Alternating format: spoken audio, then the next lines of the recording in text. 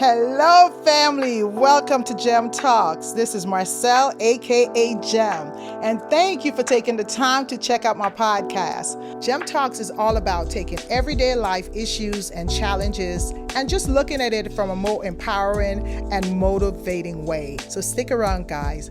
Keep checking in, and let's keep talking about it. Hello, everyone. Welcome to Gem Talks. I am Marcel. And thank you so much for taking the time to check out just another episode, just to give you a little bit about myself. I have two amazing boys that I birthed and one that I inherited. I was married to my husband for 28 years, together for 30. And I met him at the age of 20. At the age of 20, so we stayed together for 30 years. And that is a feat in itself. That's no small matter. I'm a product of, we both are a product of divorce. So we both had parents who were married for 20 plus years, over 25 years in both relationship, and then they both divorced one another. And so I knew that I was fighting that battle. I knew enough about generational curse that I knew I was fighting that battle, but I didn't know how to fight it. And I also didn't know how to deal with my own inadequacies that is leading to the divorce. When I got married, I got myself wrapped up in my marriage to my husband. He became my everything. He was charming, he was charming. He was fun. He was my missing piece, you know what I'm saying? And so he brought fun and he brought adventure into my life, and that was great, and I loved it. But I also, in the marriage, from early on, I knew that he was selfish, and I told him that periodically throughout the marriage, but I loved him. Yeah, so I believe in the sanctity of marriage, and so no matter what happened, no matter what went down, you name it, we've been through it. All right, after 30 years, we've been through bankruptcy, we've been through infidelity, we've been through just financial lack, we've been through sickness. He almost lost his life. He went through prostate cancer, all of these things and all the other stuff that go on in between. And no matter what happened, I knew that I was sticking it out. I was not going to quit. It didn't matter what was happening. I was going down with the ship, y'all. I really was, because I believe in marriage. And I believe that all it takes was keep saying yes and keep showing up and learning to forgive. And I think God gifted me with the ability to forgive. I think I have a gift when it comes to forgiveness, because I think I understand so much when God say, if you don't forgive, you will not be forgiven. And I take that very seriously. So for me, throughout the process, no matter how angry I became or disappointed I was, I chose forgiveness every single time. But throughout the whole process, my ex always brought up divorce. He always brought it up. And I couldn't understand. And my thing I used to say throughout the marriage is like, divorce is not an option. And so he would always bring it up. He's like, well, that don't make any sense. Why are you always saying divorce is not an option? I said, because it's not an option for me. And so one day he really came at me again and he said, I just don't understand why you keep saying divorce is not an option. It has to be an option. If it's not working out, then divorce is an option. I said, what you don't seem to understand is when I say divorce is not an option, I didn't say it's not a possibility. It's not an option because you're taking it off the table. If you decide that divorce is not an option, then you will find a way that works. If both people decide that divorce is not an option, then we will find the way. But if you keep entertaining divorce, then you will find a reason to divorce, which is what brought me to this place. I would have never divorced my husband. I believed in it, but he left me twice before. This third time is, yeah, I allowed him to leave me 2 times before, and I took him back each time. Each time he left, he said to me, and the one reason I will say he kept saying that he's leaving is I wasn't affectionate enough. Each 3 of those times was the same reason: I wasn't affectionate enough. The two times that he left before, the second time I really was just trying to move on. He would come back and he would say, "Oh, it's not me. It's, it's not you, it's me. I need to learn, to give you your space. I need to learn to, do my thing." And, he'll always have an excuse. And so I took him back, but I took him back the second time, and we promised that would never happen again. We promised we were making it all the way to the end. He would come and he would take my hand and he would say, "Wife of my youth."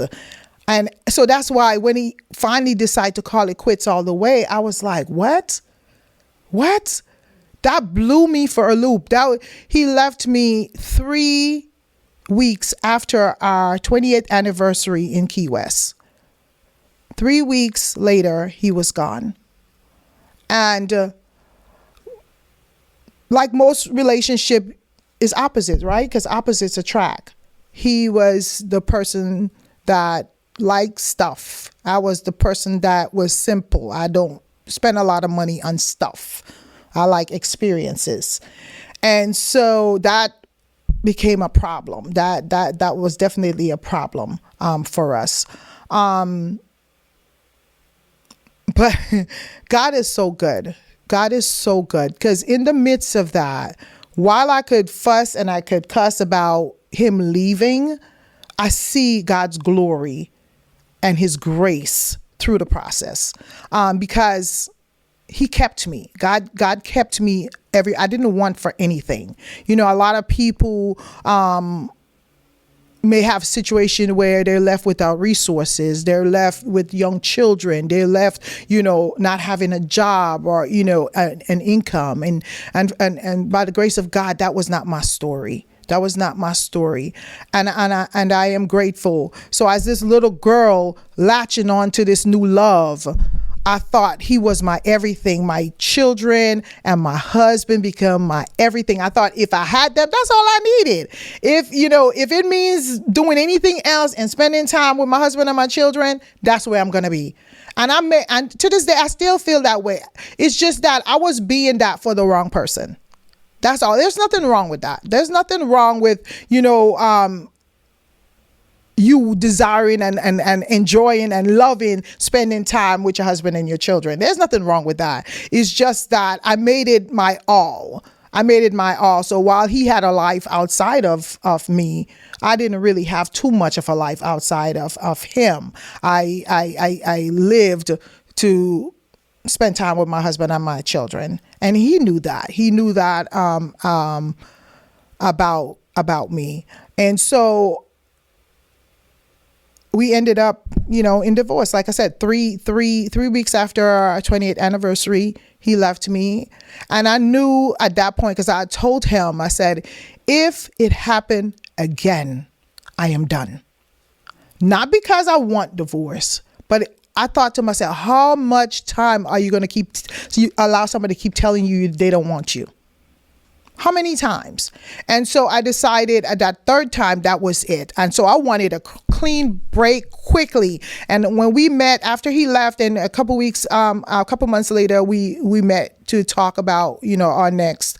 And I said, I want a divorce, and I want it speedily. And he was like, okay, give him a couple weeks and he will do it. And of course he didn't.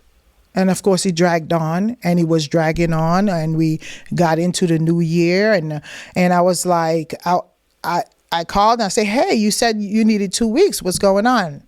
And he was like, I spent 30 years with you, so I'm going to take my time. And I said, okay. So I waited a little bit, through the encouragement of one of my clients I was talking to. She was like, just give it some time. Just give it some time. So I waited a little bit till the new year came in, 2024. And I said, once 2024 came in, I went and I seek an attorney. And I said, she said, make sure you tell him that you're retaining an attorney so that there will be no surprises and stuff, to which I did.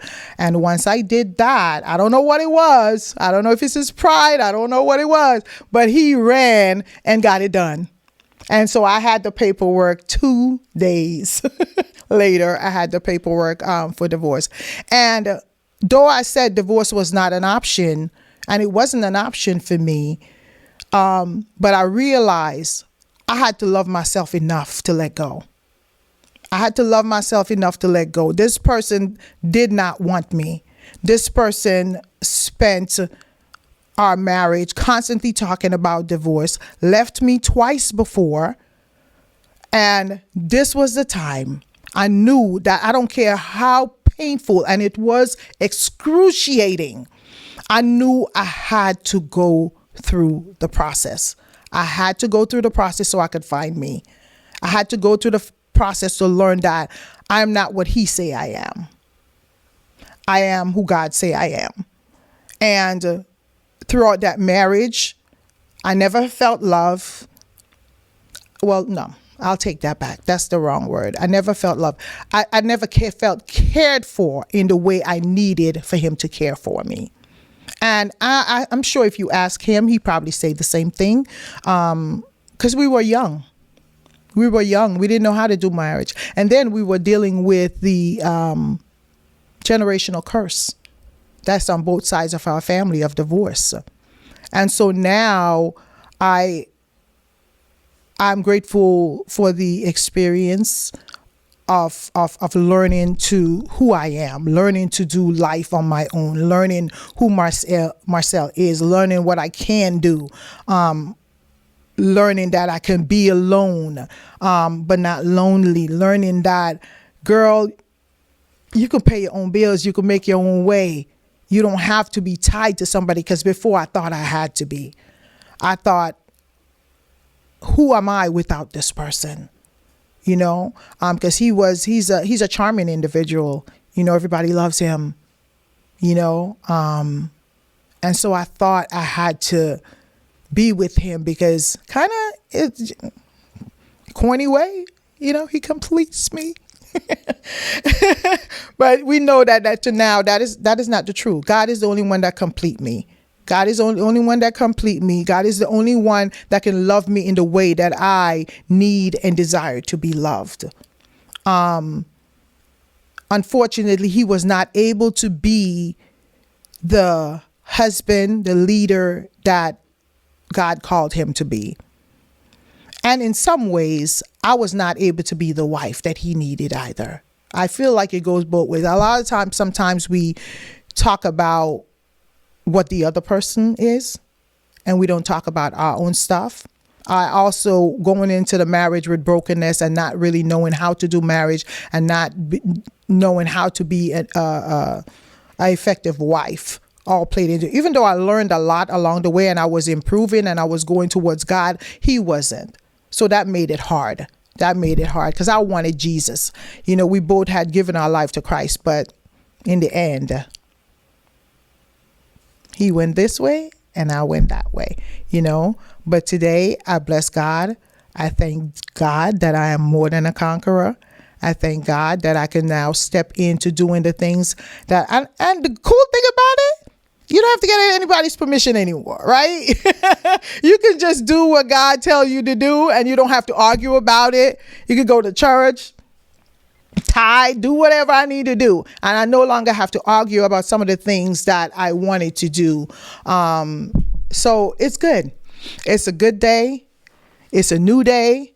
And I am grateful for where I am today. And I pray that he is also, because he is the father of my children. And I still love him. I still do. But with a godly love. With a godly love that God will do. And I pray that the same healing that God gave me, that he will also do it for him. Because at the end of the day, this is my children's dad. And I need him to be happy and whole so that he can be that for my boys. Because they follow after him. He is the father.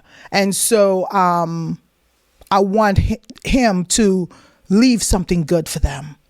leave something good for them. So I want him to be happy and whole, just as I'm healing and God is doing a work in me. I also want the same for him. So I have no animosity. I thank God for that. I have no animosity in my heart, and I'm grateful. And right now I just want us to be healed and to be made whole, and so that we can pass that on to our boys.